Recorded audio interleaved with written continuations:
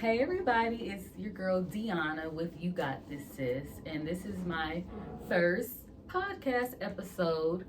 Um, you Got This Sis is for women supporting women through all aspects of life, marriage, motherhood, mental health, physical health, getting healthy. That's what You Got This is all about. So thank you for tuning in today. But we're gonna switch it up so you guys can get to know me a little bit. And my cousin Mimi is here to interview me and ask some questions so you all can get to know me a little better. Hi, Mimi. Hi, thank you. And congratulations on launching of You Got This, Sis. Thank you. So, Deanna, Yes, thank you for asking me to interview you. So, can you tell me a little bit about who you are and what are some of the things that have made you the woman that is before us today? Well, thank you for being here as well, Mimi. She's also my son's godmom, so let me say that too. But a little bit about me. Yes. Okay. I am a mommy of a handsome 13-year-old son. Mm-hmm. I'm a sister. I'm a friend. I am the proud daughter of Daryl Washington, the late Daryl Washington. My mother is Tony Hunter Washington McDaniel. I'm a child of God. I'm an entrepreneur. I'm just a hard-working woman from Seattle, Washington, who went to Garfield High School. Whoop, whoop. But yeah, I'm just trying to do my best in life. I'm trying to better myself. I'm trying to give back to my sisters, give back to my community. And yeah, that's me. That's you. And I would also say that you are a woman with a heart of gold. Thank you. You know, it's been just beautiful watching you on your journey. And so I'm excited to dive into this. Yes, thank you. All right. So I think all your family knows that you went to Bethune-Cookman College, but your audience may not know. So can you tell us about your experience in Bethune-Cookman and how you ended up in college cosmetology school? Yes, so Bethune-Cookman College. So I remember there was a black college fair at Seattle Central Community College here in Seattle. And I went to the fair. Bethune-Cookman was there signing people up, well, allowing you to enroll to attend the school. And I also remember when Drumline came out. Y'all remember Drumline? We remember Drumline. It came. So that movie came out, and I was cheerleading at Garfield, and a group of us went to go see Drumline. And I said, what is this? We're in Seattle. We don't have the black marching bands. We just don't. Although I went to Garfield, and our Mr. Acox. Yes. He Mr. went Clarence to Southern or Grambling.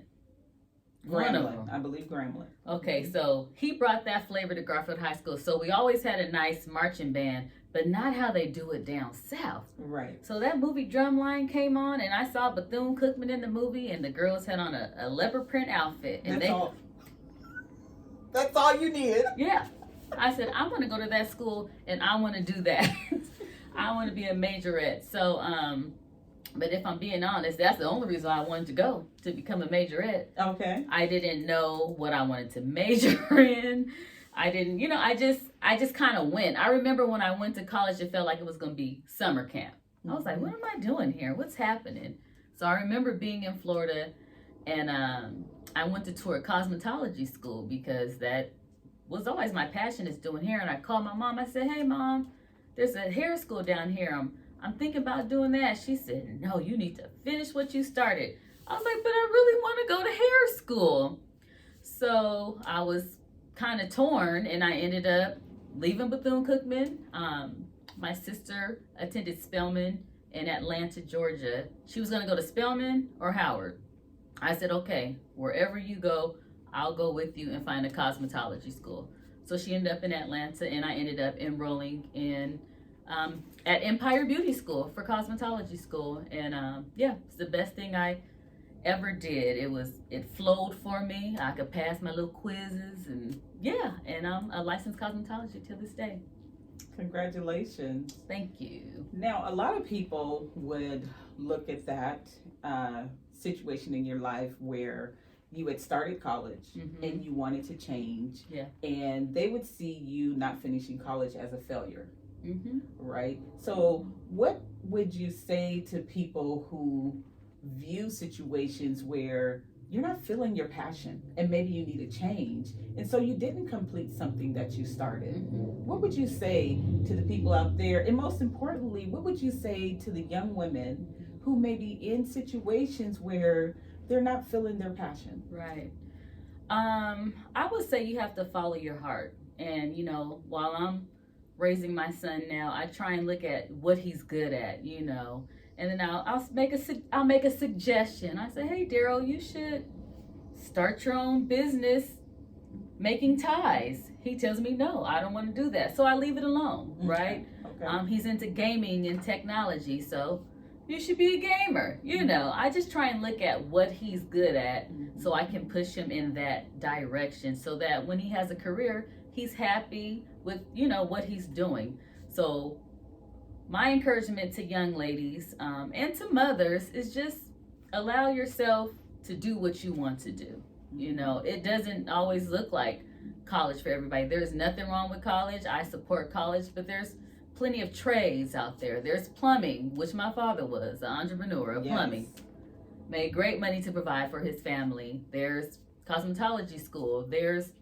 You may want to be a medical assistant. You may want to do real estate. There's so many certifications out there that you can take and be successful. So put it all together and make it work for you. But most importantly, talk to God about it. Have those conversations. Start praying. Pray with your children early on. But young ladies, just pray. Ask God to guide you. Yes. Yeah. And you said something, and it was really powerful, right? So you saw something that you wanted to do, and you just went for it. Yes. Right? So I think that there is power in not having all the answers, not knowing everything, but you could see a school in a movie and you decided, I want to go there. Yes. And you did that. Yes. And then also something that I think is very important is that you deciding to make a change in your life is not a failure. Right? Because what did you learn from that? Because you left from Seattle, Washington, and went all the way across the United States. All the way. Right? Yeah. As far as you can go in the United States. Yeah. Right? So there are lessons that I'm sure that you could share that you learned on that journey. Yes, I am thankful for all of them. Florida. Florida was a good time, but it was too much of a good time when I was there. So I also tell my little cousins and young ladies, if you're gonna go to a school down south, more so coming from Seattle, Washington, make sure it's what you want to do. Don't just go because someone is making that suggestion for you. Make sure it is really what you want to do. But I don't regret anything I've done because I also got to experience the HBCU experience. That was so much fun. Just having that experience, being surrounded by people of color, Black folks like me. And eventually it led me to Atlanta. And a lot of great things happened for me in Atlanta. I did hair there. I got to kind of sing here and there. Well, okay.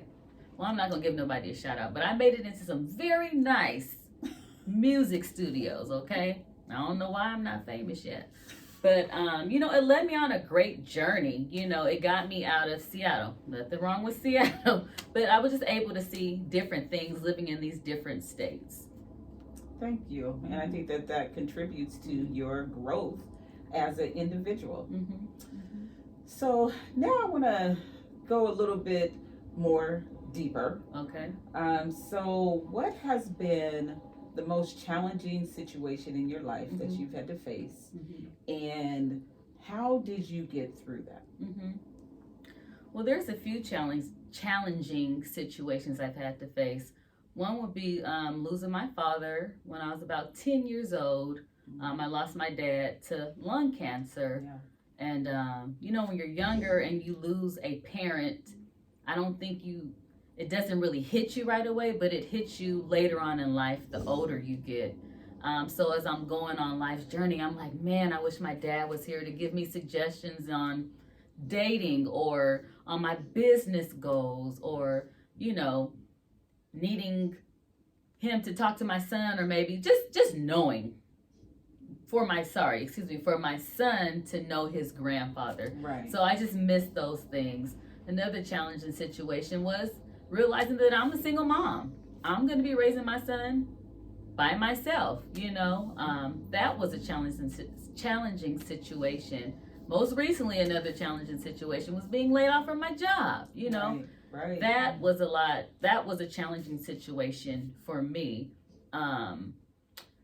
But for me, because I have faith in God, right? Mm-hmm. These things come, and I'm not going to act like they didn't hurt me, or, I've gone through anxiety, depression, but I'm able to push through these things because of my support system. One, because of God. Right. My family, my village is very strong, but my sisters, I couldn't have made it through any of these things without the support of my sisterhood, my friends, my sister friends is what I like to call them. So, yeah. Yes. Yes. And that is true. God will get you through any and everything. That's right. And I think sometimes you have to go through some things to come out on the other side to really see how his power works. Yeah, it's really I owe it all to God. He allows me to push through. My church family, I love my church family. I mean, I go to church every Sunday. Well, I don't care what you saw me do on Saturday. We still human here. Okay. I'm at church on Sunday because I need that. I need to be around other believers. Yes. I need to be around my sisters in Christ. And I need to hear the word. I can't start my week without the word. And that's honestly what has gotten me through is God.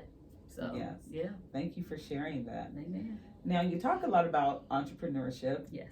And your dad, who was one of my favorite uncles, he really was, loved him. He was so just full of life and excited, just excited about life. And I remember when you were born, he was just like over the moon. And I remember like he would take you on his jobs with him, his plumbing jobs. He would. You would be right there with him. So I know that's where you got your love of entrepreneurship and your excitement from life is from your dad. Yeah. So what did you want to be when you were a little girl? Oh Lord, when I was a little girl, I wanted to be a singer, honey. Okay. Yes, give me the microphone. As a matter of fact, there's a picture of me when I was a little girl, and I'm holding a curling iron, and I'm singing into it. So hair and singing have always been a part of from the very beginning. Yes. But I definitely wanted to be a singer. Okay. I want to take the show on the road. Okay, so you did speak a little bit about, you did some singing in Atlanta, but why didn't you do singing earlier? Self-doubt. I didn't have the courage, in myself. I was just kind of shy and nervous. This person will be mad at me if I mention it, so I'm not going to call him by name, but he is a family member, and he used to tell me when I was a little girl, you can't sing. Uh-oh. Yeah. And so I told him, that kind of messed me up growing up because I looked up to you, and you told me I couldn't sing. Right. So, just self-doubt. Nobody to really push me, you know what I mean? And so sometimes when I talk about missing my dad and wishing he was here later on in life, I just feel like he would have gave me that nudge to get certain things done. Absolutely. And he was a drummer, so yes. Yeah, I definitely would have been singing with him in his band somewhere. And he loved his girls. He would have been supporting all of you guys with all of your endeavors. I think one thing that's kind of a thread through the challenges or even your experiences growing up, what I'm picking up is like faith over fear. Yes. Do you want to talk a little bit about what does that look like for you? Faith over fear means putting the one foot in front of the other and just keeping it moving. Like I said, I got laid off from my job. I could have let that make me or break me, but a good friend of mine, shout out to Jessica, Eternal Health, blessed me with some sea moss. Okay, so guess what? Sea moss is for sale. I just really had to step out and have faith, and God has been providing for me. There's a course I took. I don't want to share too much about it, but I took a course I've always wanted to take so that I can be certified to do something else. But I just had to step out and do that. So I'm learning the older I get, I just have to take that step and make things happen. I can't you know, we have so many things we want to do. We think about it. Even doing this here, this podcast, this is a step I took. And so that's just what I'm all about now, is just taking that step, just doing it. You know, you're gonna hit some bumps in the road, and that's okay. And you might not hit any bumps. Everything may go smooth for you, but you have to just take that step.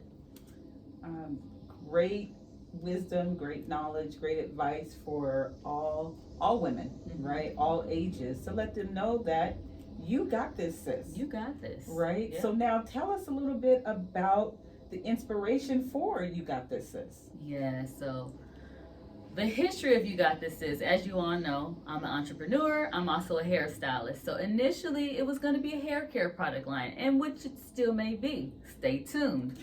But initially, I had my cousin design this logo, the You Got This logo, and it's just, if you notice, it's two women. They're connected by their hair, and it's just sisters supporting each other, coming together in unity. So that was my concept of You Got This, sis.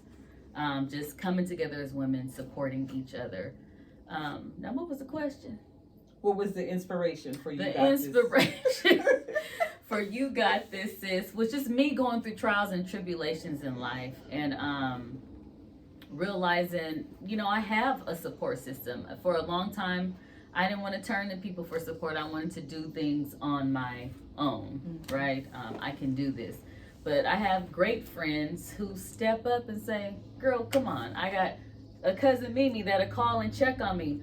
Where are you at with this goal? You know, did you do this? Did you check this off the box yet? And so when I look back, I've had so many sisters checking in on me throughout my life and encouraging me. I remember when I was pregnant with Daryl, you know, you would always call, check on me. How are you doing? That's why I asked you to be his godmom. But my support, including God, has been my sister circle. They've really gotten me through some tough times. So I just want to make sure that I continue to create that space for sisters to support each other. And especially for our younger sisters, we really have to be there for them. You know, we're using social media to do a podcast and spread good things. They're doing it for OnlyFans and to be butt naked. Right. You know what I'm saying? Right. So I'm just saying, You Got This, sis, is important. It's all sisters supporting each other, but especially our young sisters. So. Exactly. Yeah. And I think, you know, showing them their value and letting them know that it could be as simple as seeing a school, right, in a movie. Yes. And you can make that happen. You can make it happen. You can make it happen. Do whatever you want to do. Yes. You know, just move in the right direction. Yes. So now you've talked about CMOS and we see your logo. So what other projects fall under You Got This, sis? So You Got This, sis, I've also been doing a lot of juicing. So you'll see more juicing, more recipes. I'll also be having those available for purchase. CMOS juices, all natural ingredients in our juices, because health is wealth, right? So we got to put good things into our body so that we can be here, so that we be healthy, so that we're in a position to help our sisters out. Definitely more community engaging outreach to our young ladies, and you can look forward to a ladies' tea for our teens as well. But definitely more podcasts, more of my sister friends coming on, sharing their journeys and how they've overcame certain things in life. So. And your apparel line. And the shirt. Yes. You got this shirt. So yeah, those will be for sale as well soon. So yeah. All right. Yeah. So now if women or some young ladies want to reach out and follow you, how can they find you? So young people, I know you know about the Instagram. I'm not on the Snapchat. You just sounded like an old grandma. You know young people? Yeah, I've been told I have an old soul, and I'll take it. But my Instagram is You Got This Sis 10. You Got This Sis, the number 10. So is it YOU? YOUGOTTHISSIS